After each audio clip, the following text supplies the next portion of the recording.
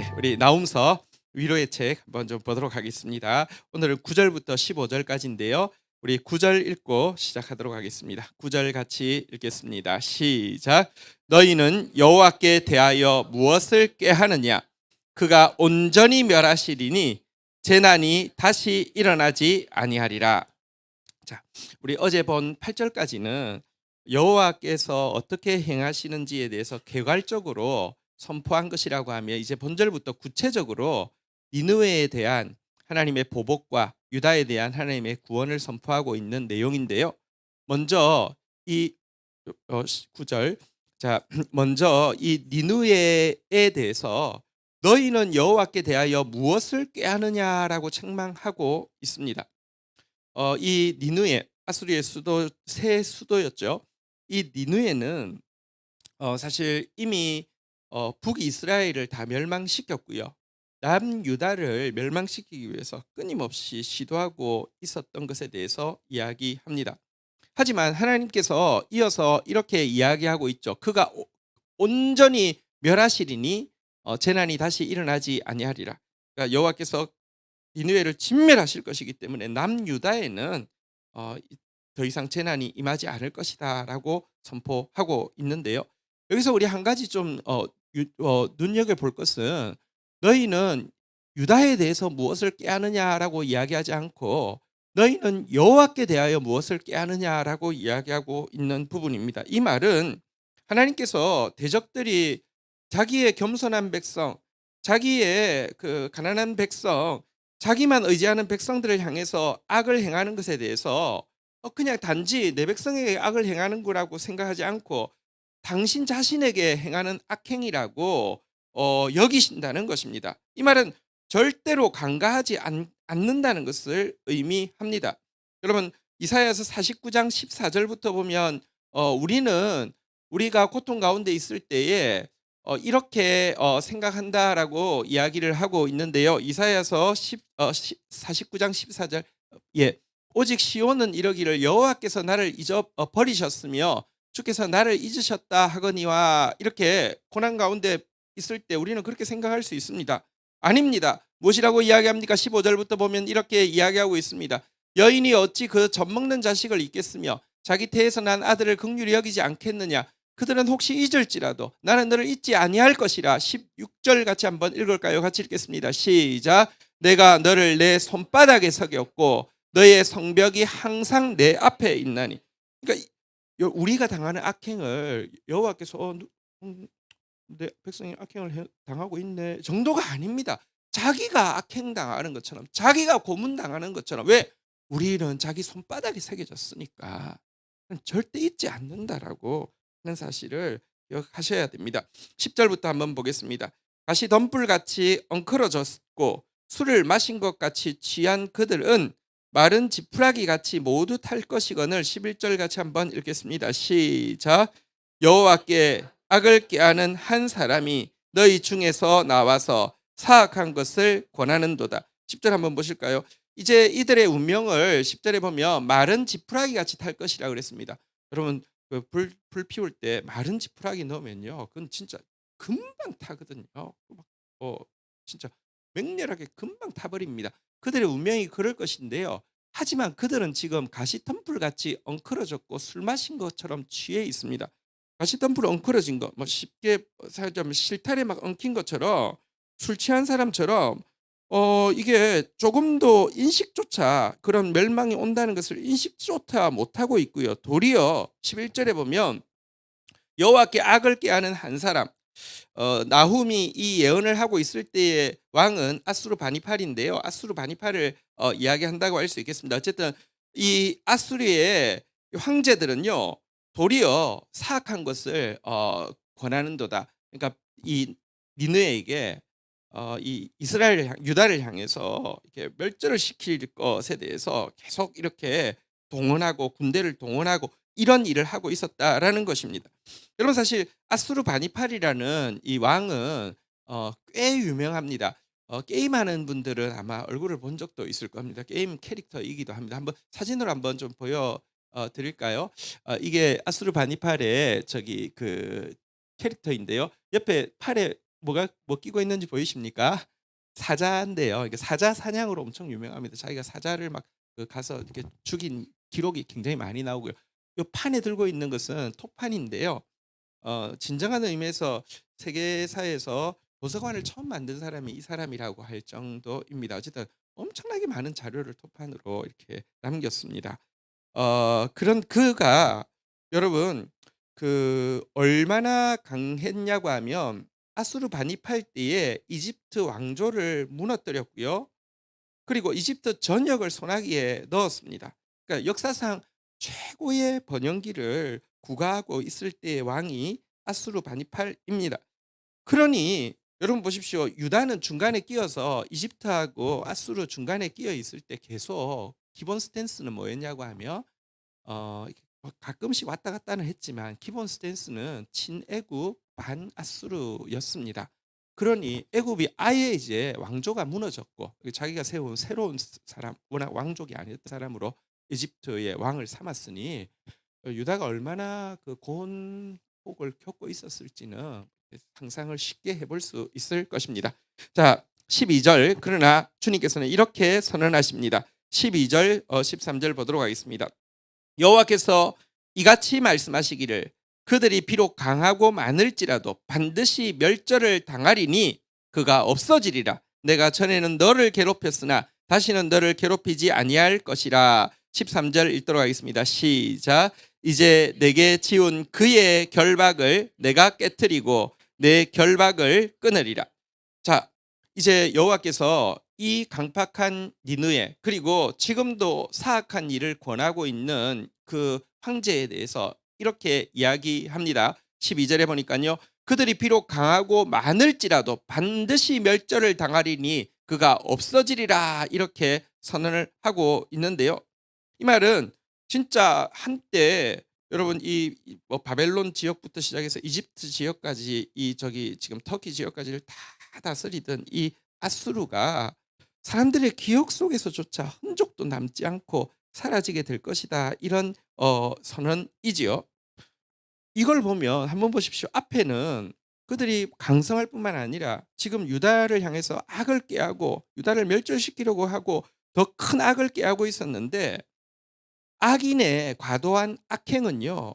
의인의 구원을 앞당기는 빌미가 될 뿐이라는 것입니다. 더 철저한 심판을 가져오는 이유가 될 뿐이라는 것입니다. 그래서 사실은요.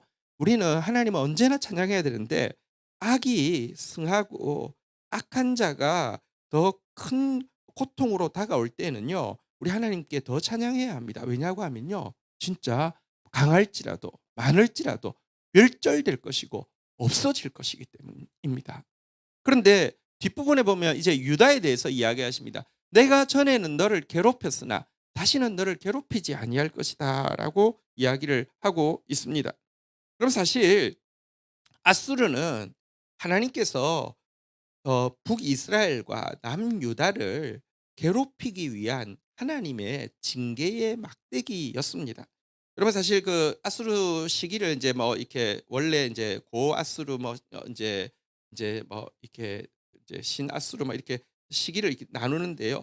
신아수르 시기가 이스라엘과 유다가 계속 고통을 당했는데요.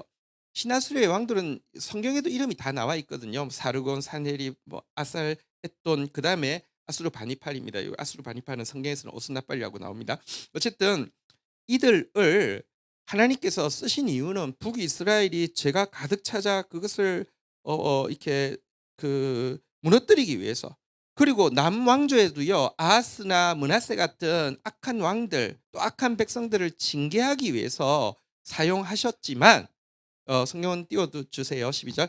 그렇지만 이제는 자기 백성을 향한 질투는 멈추고 대적을 향한 자기 백성을 치는 데 사용되었던 징계의 도구 아수르를 향한 보복을 단행하실 것이라는 말씀이 이 말씀인 것입니다. 이렇게 하실 것이다라고 이야기하고 나서는 13절에 보면 이스라엘 향해서 다시 또 이야기하죠. 내게 지은 그의 멍에 내가 깨뜨리고 내 결박 끊으리라고 이야기하면서 이제는 아수르라는 멍에 아수르라는 그 결박은 너희의 역사에서 완전히 사라지게 될 것이다. 이렇게 선언하고 있습니다. 왜 아수르가 징계의 도구로 사용받다가 심판받았는지에 대해서는 이사야서에 구체적으로 예언이 나와 있거든요. 이사야서 10장 5절부터 보면 이렇게 예언하고 있음을 보게 됩니다. 이사야서 10장 5절 아수르 사람은 화 있을진저 그는 내 진노의 막대기요 그의 손의 몽둥이는 내 분노라 이렇게 이야기하시면서요. 6절 한번 볼까요? 내가 그를 보내어 경건하지 아니한 나라를 치게 하며 내가 그에게 명령하여 나에게 노하게 한 백성을 쳐서 탈취하며 노력하게 하며 또 그들을 길거리에 진흙과 같이 짓밟히게 하려 하거니와 7절 한번 볼까요? 같이 읽겠습니다. 시작. 그의 뜻은 이같이 아니하며 그의 마음의 생각도 이같이 아니하고 다만 그의 마음은 허다한 나라를 파괴하며 멸절하려 하는도다. 하나님 징계의 도구로 정도로만 사용했는데 그는 파괴 자체를 즐거워하고 그의 신 자체가 파괴의 신이거든요. 그러니까 파괴를 숭상하고 막 학대를 숭상하고 이러고 있었습니다. 그러자 조금 내려가서요. 이사야서 10장 12절에 보면 하나님께서 이렇게 이야기하십니다. 12절 먼저 같이 읽어볼까요? 시작. 그러므로 주께서 주의 일을 시온산과 예루살렘에 다 행하신 후에 아수르 왕의 완악한 마음의 열매와 높은 눈의 자랑을 벌하시리라. 여기 보시면 주의 일을 시온산과 예루살렘에 다 행하신 것은 뭘 이야기할까요? 징계를 이야기합니다. 내 백성 징계할 만큼 징계한 이후에는 그들의 완악한 마음, 그 눈의 높은 자랑, 내가 멸할 것이다라고 이야기하시면서요. 15절 한번 볼까요? 같이 한번 읽도록 하겠습니다. 시작. 도끼가 어찌 찍는 자에게 스스로 자랑하겠으며 톱이 어찌 켜는 자에게 스스로 큰 채 하겠느냐. 이는 막대기가 자기를 드는 자를 움직이려 하며 몽둥이가 나무 아닌 사람을 들려 함과 같음이로다. 그래서요. 16절에 보면 그러므로 주 만군의 여호와께서 살찐 자를 파리하게 하시며 그의 영화 아래에 불이 붙는 것 같이 맹렬하게 타게 하실 것이라고 이야기하면서 아수르에 대해서 심판하실 것이라고 했는데 이제 그때가 나온 때에 이제 되었다라고 이야기하는 것입니다. 근데 여기서 한 가지 좀 먼저 생각해 볼 게 있는데요. 무엇이냐고 하면 하나님께서 반드시 자기 백성에게 징계하신 후에 질투 때문에 징계하신 후에 대적에 대해서 공의로 보복하시는 것이 하나님의 일하시는 방법이고 이것이 하나님의 공의라고 성경이 일관되게 이야기하고 있다는 것입니다. 하나님이 먼저 예루살렘과 시온에 할 일 마치고 나서 심판하신다고 했잖아요. 그게 하나님의 방법입니다. 베드로전서 4장 17절에 보면 이렇게 이야기합니다. 하나님의 집에서 심판을 시작할 때가 되었나니 만일 우리에게 먼저 하면 하나님의 복음을 순종하지 않는 자들의 그 마지막은 어떠하며 18절 또 의인이 겨우 구원을 받으면 경건하지 아니하는 자와 죄인은 어디에 서리요? 라고 이야기하십니다. 여러분 지금 징계 가운데 있습니까? 고난 가운데 있습니까? 근데 이게 하나님이 일하시는 방법입니다. 여러분 징계 가운데 고난 가운데 있다고 하면 19절 같이 한번 읽어볼까요? 같이 읽겠습니다. 시작. 그러므로 하나님의 뜻대로 고난을 받는 자들은 또한 선을 행하는 가운데 그 영혼을 미쁘신 창조주께 의탁할지어다. 여러분 지금 고난 가운데 있습니까? 한번 따라하겠습니다. 선을 행하는 가운데 이때 선을 행하십시오. 이때 하나님 기뻐하시는 일을 하십시오. 여러분들 죽이기 위해서 심판하는 게 아니라 회복시키기 위해서 심판하는 것입니다. 사랑하기 때문에 징계하시는 것입니다. 여러분 선을 행하십시오. 그리고요. 여러분의 영혼을 미쁘신 창조주께 의탁하십시오. 그분은 믿을 만합니다. 혹시 징계하다가 실수로 우리 죽일 수 있습니까? 그럴 수가 없습니다. 징계하다가 혹시 우리를 미워하실 수 있습니까? 그럴 수도 없습니다. 징계하다가 우리를 잊어버릴 수도 있습니까? 그럴 수도 없습니다. 그분은 미쁘신 분이십니다. 그래서요, 여러분 고난 가운데 있어도요, 고난이 심하면 아까 이야기했잖아요. 아수르의 악이 심하니까 하나님의 개입도 빨라지고요. 아수르에 대한 심판은 더 가혹해지는 것입니다. 데살로니가후서 1장 5절에도 보면 하나님의 공의에 대해서 이렇게 이야기합니다. 이는 하나님의 공의로운 심판의 표요 너희로 하여금 하나님 나라에 합당한 자로 여김을 받게 하려 함이니 그 나라를 위하여 너희가 또한 고난을 받는 자. 우리가 먼저 고난받는 게 하나님의 공의로운 심판의 표라는 것입니다. 먼저 고난받은 우리가 하나님 나라에 합당한 자로 여김받게 하신다는 것입니다. 6절 한번 볼까요? 같이 읽겠습니다. 시작. 너희로 환난을 받게 하는 자들에게는 환난으로 갚으시고 7절에 보면 환난 받는 너희는 우리와 함께 안식으로 갚으시는 것이 하나님의 공이다라고 이야기를 하고 있습니다. 어쨌든 이 하나님의 공이야말로 겸손하게 징계를 잘 받은 성도들에게는 진정한 위로가 된다는 것이 나홈서의 핵심 메시지인데요. 우리 부족하지만 다음 세대 교회가 세워지고 나서 사랑하기 때문에 또 우리의 죄가 많기 때문에 많은 징계를 받았습니다. 그러나 또 겸손하게 잘 받은 우리 성도들 정말 자랑스럽고 너무 감사합니다. 하나님께서요 공의로 갚으실 때가 임박했습니다. 하나님께서 일하실 때가 임박한 이때 더욱 선을 행하고 미쁘신 주님 앞에 우리를 맡기는 지혜로운 성도 되기를 주의 이름으로 축복합니다. 14절 한번 보도록 하겠습니다. 14절 같이 읽겠습니다. 시작. 나 여호와가 내게 대하여 명령하였나니 내 이름이 다시는 전파되지 않을 것이라.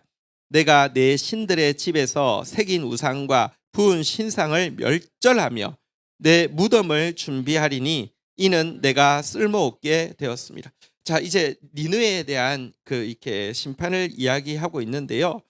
내 이름이 다시는 전파되지 않을 것이다 이렇게 이야기했는데요. 여러분 이게 어제도 이야기했지만 아수르가 이제 제국이 이제 그 세 시기로 나누는데 이제 마지막 시기 아시리아 이 시기 때가 제일 강성하기도 했고 유다를 가장 괴롭히기도 했지만 이때 수도가 니느웨인데요. 역사학을 공부하는 사람은 니느웨라는 도시가 존재했다는 사실을 몰랐어요. 1840년대에 발굴이 이루어지기 전까지. 그래서 성경에만 니느웨라는 도시가 줄곧 나오니까 성경을 조롱했다고요. 무슨 말 없는데 있다고 하니까요. 그 말은 여기 나온 대로요. 내 이름이 다시는 전파되지 않을 것이다. 니느웨라는 존재 자체가 삭제되어 버릴 정도라는 것입니다. 발굴을 해놓고 나니까 엄청난 크기의 우상들, 부은 우상들이 있었는데요. 여러분 이걸 하나님이 무덤처럼 덮어가지고요 2500년 동안 보이지도 않게 하셨다는 것입니다. 성경이 맞다는 것을 보여주기 위해서 발굴을 했지만 진짜로 하나님이 하시면요 완전히 삭제해버려요. 뭐 컴퓨터에 삭제해도 되살릴 수 있는데 아니 그렇게 존재했던 엄청난 문명이 아까 이야기했잖아요. 도서관 2만 개의 토판이 발견되었어요. 그게 깡그리 2500년 동안 묻혀 있을 수가 있습니까? 하나님 하시면 하십니다. 거기서 발굴된 것 중에서 아수르 바니팔이 죽으면서 한 말이 이렇게 한 말이 출토가 되었습니다. 뭐라고 이야기했는지 한번 읽어드리겠습니다. 짐은 신과 인간, 죽은 자와 산자를 잘 대접했는데 질병과 고통 그리고 불행이 이 짐에게 닥친 이유가 무엇인가? 짐의 나라의 분란과 짐의 가족의 불화를 참을 수 없다. 마음을 어지럽히는 창피한 사건들 때문에 늘 괴롭다. 마음과 육신의 고통의 짐에 짓눌리노라. 짐은 고뇌에 울부짖으며 삶을 마감하노라. 죽음이 짐을 덮쳐 쓰러뜨리노라. 짐은 비탄과 한탄에 젖어 밤낮으로 울부짖노라. 신이여 언제까지 저를 이렇게 다루시겠습니까? 부디 저를 구원해 주소서. 그의 신 아수르라는 신이 이제 파괴 신인데요. 여러분 그 당대로는 세계 제국의 황제였지만 이렇게 비참한 고백으로 죽고요. 니느웨는 아예 묻혀서 드러나지 않게 무덤처럼 만드실 수 있는 분이 하나님이십니다. 이건 또 하나의 심판의 예고요. 마지막 때에는 진짜 악이 더 이상 생각도 나지 않게 하나님께서 심판하실 것이라는 것입니다. 마지막으로 15절 보도록 하겠습니다. 같이 읽겠습니다. 시작. 볼지어다 아름다운 소식을 알리고 화평을 전하는 자의 발이 산 위에 있도다. 유다야 내 절기를 지키고 내 서원을 갚을지어다. 악인이 진멸되었으니 그가 다시는 내 가운데로 통행하지 아니하리라 하시니라. 자, 그러면서 이제 유다에게 이렇게 위로와 또 구체적인 권면의 말씀을 전하고 있는데요. 볼지어다 아름다운 소식을 알리고 화평을 전하는 발이 내 산 위에 있도다. 임박했다는 것입니다.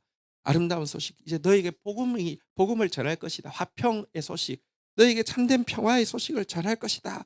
바로 산 위에 있다. 이렇게 이야기를 하면서 그렇기 때문에 너가 해야 될 일이 있다라고 부탁하고 있습니다. 한번 따라하겠습니다. 유다야 내 절기를 지키고 내 서원을 갚을지어다. 그러면서 악인이 이제 진멸될 것이니 다시는 너 가운데 악인이 통행하는 거 너 보지 못할 것이다. 이렇게 이야기하고 있는 내용인데요. 먼저 여기서 아름다운 소식 복음이죠. 그리고 또 화평이죠.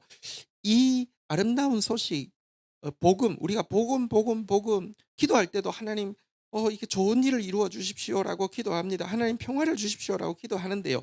구체적으로 이 화평과 이 아름다운 소식의 핵심이 무엇인지를 구체적으로 알면 그럼 사실 가까운데 그게 다 이루어지고 나서도 산에 있는 게 아니라 시온 중간에 와서 선포해도 제대로 못 누리는 사람이 있는가 하면 산에 있기만 해도 여러분 이미 다 누리는 사람도 있습니다.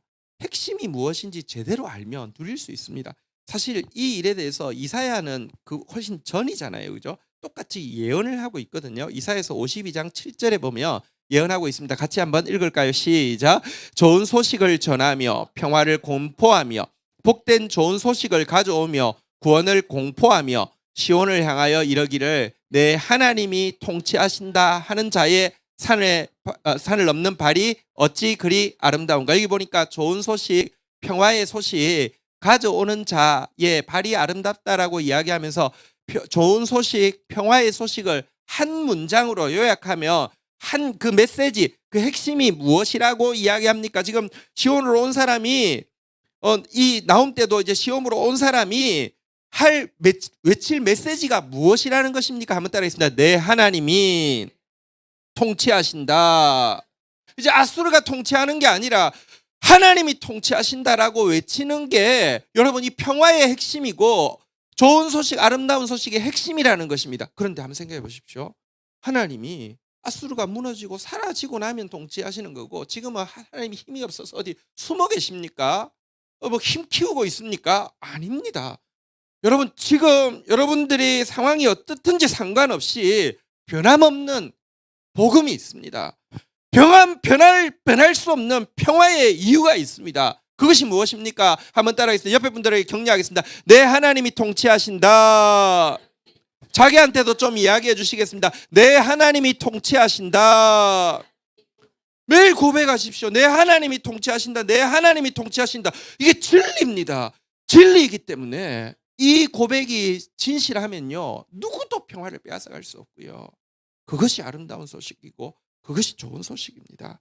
그것이 우리로 하여금 미래의 약속을 현실로 앞당겨서 여러분 누리게 하는 것입니다. 믿음은 무엇이냐고 하면요 아닌 거, 하나님이 약속하지 않은 거를 내가 원하는 거를 어떻게든지 합리화시켜서 끌어당겨서 내 거 만드는 게 아니라 하나님이 이미 허락하신 약속을 현재 시간표에는 보이지 않는다 할지라도 미래를 현재처럼 갖다 쓰는 것을 믿음이라고 하는 것이에요.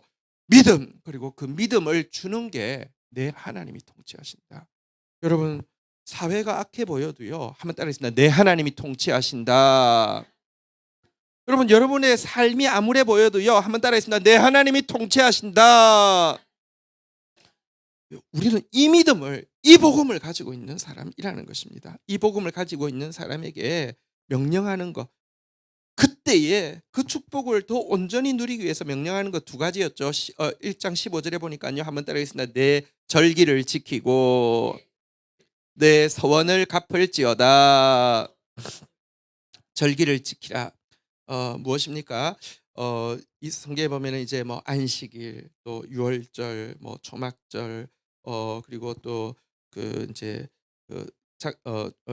저 오순절 막 이런 절기들이 있지 않습니까? 사실 절기를 지키라는 것은 이제 예배를 회복하라는 뜻이죠. 당시 니느웨의 큰 압제 가운데 있었지만 한 가지 소망이 있었던 것은 그 당시의 왕이 누구였다고요? 요시야였습니다. 요시야는 어린 나이에 왕이 되었는데 되자마자 성전을 정화하는 일부터 시작했고요. 성전을 정화하다가 한 10년 정도 지났을 때 율법책이 성경에서 발견되었습니다. 그 말은 얼마나 성경이 방치되어 있었으며 그러니까 율법서의 사본이 얼마나 방치되었고 얼마나 말씀이 없어졌으며 여러분 그 10년 동안 그 정화했는데도 10년 만에 발견이 됐겠습니까? 이 발견되어진 이 율법책 앞에서 강력하게 회개하고 그들이 절기를 다시 회복하여서 지키고 했던 그 일, 하나님 앞에서 예배가 회복되어지고 있던 그 일을 더 힘있게 더 계속 진행하라는 명령이 절기를 지키며라는 뜻입니다. 또 한번 따라하겠습니다. 내 서원을 갚을지어다. 하나님 앞에서 또 이 말씀 앞에서 우리에게 내가 하나님 이렇게 살겠습니다 하는 이 이제 서원들이 하나님을 향한 고백들이 막 생기게 되죠. 부흥이 있을 때마다 서원이 또 동반되어지고 있는 것을 보게 됩니다. 하나님 너무 좋은 분이시니까 하나님께 나도 나의 이제 남은 생애를 이렇게 살고 싶습니다. 이런 고백들이 드려지는 것이죠. 네, 그 서원을 하나님 앞에서 지키라라고 이야기를 하고 있습니다. 왜냐고 하면요. 사실은 우리가 이제 그 서원을 갚을 때에만 머릿속에만 있던 혹은 마음속에만 있던 믿음이 삶 속에 나타나게 되는 것이고요. 또 내가 하나님 뜻대로 서원하고 나면 그 서원을 지킬 수 있도록 도우시는 하나님의 실제적인 능력이 이미 준비되어 있는데 그거를 삶 속에서 확인할 수 있는 비결이 서원을 지킬 때 있는 것입니다. 서원할 때 있는 게 아닙니다. 서원하는 건 쉽습니다. 머릿속으로 마음속으로. 서원을 지킬 때는요. 그게 머릿속으로 마음속으로 있던 게 삶 속에 구현되어지고요. 그런 실제로 그런 삶을 살게 되고 내가 뭔가 하나님 대단해서 내가 대단해서 하나님 도와드리거나 부양해 드리는 게 아닙니다. 나로 하여금 그런 소원을 가지게 하고 소원하게 하신 하나님이 그런 삶을 살 수 있도록 능력을 주실 것인데 그걸 소원을 지킬 때, 소원을 갚을 때 드러나기 때문에 한번 따라하겠습니다. 내 소원을 갚을지어다. 여러분들에게 하나님 앞에서 소원이 있을 것입니다. 그거 이제 위로의 때가 다가왔을 이때 갚으라라고 이야기하는데요. 그러나 여러분 서원 갚으라고 이야기하면 우리 안에 또 굉장히 잘못된 인식이 하나 있습니다. 내가 뭐가 안 된 거는 뭘 서원을 안 갚아서 그래. 내가 신학교 가기로 했는데 안 가서 지금 이 모양 있고 약간 자꾸 서원 갚으라 그러면요. 죄책감이나 두려움이 계속 결부되어지는데 하나님이 죄책감 가지게 하려고 한때 우리 헷가닥 해가지고 서원하게 하고는 평생 울고먹는 하나님 아니에요. 여러분 잘못 서원하는 게 있어요. 뭐 이렇게 감정적으로 내가 뭐 하고 나서는 "오늘 뭐 하겠습니다." 근데 "신학교 하겠습니다." 만약 이 문제에 대해서 저한테 물어본다고 하면 "그건 잘못 서원한 것이니까 상관없어요."라고 이야기합니다. 그 하나님이요. 뭐 그거 빌미해 가지고 그러시는 분이 아닙니다. 그러나 여러분 진짜 하나님 앞에서 여러분들에게 주신 은사가 있고요. 여러분을 통하여서 하실 세상에 흘려보낼 축복이 있기 때문에 바르게 하신 서원들이 있단 말입니다. 그거는 갚아야 되는데 그걸 갚을 때에도요. 두려움이 원인이 될 이유 하나도 없습니다. 서원을 갚게 하는 최고의 힘이 무엇인지 아십니까? 한번 따라하겠습니다. 감사함. 우리 지난 지지난 주에도 나누었지만 시편 116편 12절에 보면 116편이 서원에 대한 노래인데요. 내게 주신 모든 은혜를 내가 무엇으로 여호와께 보답할까 하고는요. 13절 보면요. 내가 구원의 잔을 들고 여호와의 이름을 부르면 내가 찬송하면서 14절 같이 한번 읽어볼까요? 읽겠습니다. 시작. 여호와의 모든 백성들 앞에서 나는 나의 서원을 여호와께 갚으리로다. 모든 은혜 무엇으로 보답할까? 찬송하면서 갚겠다라고 이야기하고요. 조금 더 내려가면 17절에도 보면요. 어, 한번 같이 읽겠습니다. 시작. 내가 주께 감사제를 드리고 여호와의 이름을 부르리이다. 18절 같이 읽겠습니다. 마지막 절입니다. 읽겠습니다. 시작. 내가 여호와께 서원한 것을 그의 모든 백성이 보는 앞에서 내가 지키리로. 감사제를 드리면서 나 같은 사람 서원하게 하시고 나 같은 사람 축복의 통로로 사용하시려고 하시는 주님 앞에서 내가 이렇게 살겠습니다. 주님 감사합니다. 나 같은 사람이 이런 마음 주시고 이렇게 할 수 있게 하시는 주님 앞에 감사함으로 소원을 갖겠습니다. 이게 위로의 때를 앞두고 있는 지금 유다에게 요시아의 백성들에게 또 요시아의 부흥운동 앞에서 서원한 사람들에게 주시는 명령입니다. 사실 여러분 요시아는 참 한편으로는 아수르가 멸망하는 것을 보는 정말 하나님의 위로를 받았고요. 또 동시에 요시아는 사실 이제 이집트에 의해서 이제 살해당하는 그런 또 고통도 겪게 되었습니다. 성경 전체로 보면 이제 그 이후에 있을 바벨론에 의한 멸망이라는 너무 큰 고통을 보지 않게 하시려는 하나님의 신실한 사람에 대한 위로라고 성경이 기록하고는 있지만 어쨌든 그 엄청난 고통을 이 보게 되죠. 하지만 그럼 요시야가 실패한 것입니까? 제가 계속 이야기하지만 요시야 키즈들이요. 요시야의 부흥운동 때에 감동을 받고 헌신한 사람들이 어떤 사람들이 있습니까? 다니엘 같은 사람, 에스겔 같은 사람. 여러분 이런 사람들이 하나님 앞에 서원을 갖고 나갔죠. 다니엘이 서원했기 때문에 바벨론에 가서도요. 서원한 것 지키기 위해서요. 우상의 음식으로 자기를 더럽히지 않았습니다. 하나님이 그들을 축복의 통로로 사용하셔서 그 암울한 시대 나라가 없어진 70년을요. 여러분 민족을 버티게 할 뿐만 아니라 더 찬란한 하나님의 영광을 나타내게 하지 않았습니까? 하나님께서 이 일을 오늘 우리에게 요구하고 계십니다. 자리에서 일어서시겠습니다. 우리 함께 찬양하며 나가도록 하겠습니다. 교회여 일어나라 찬양하겠습니다.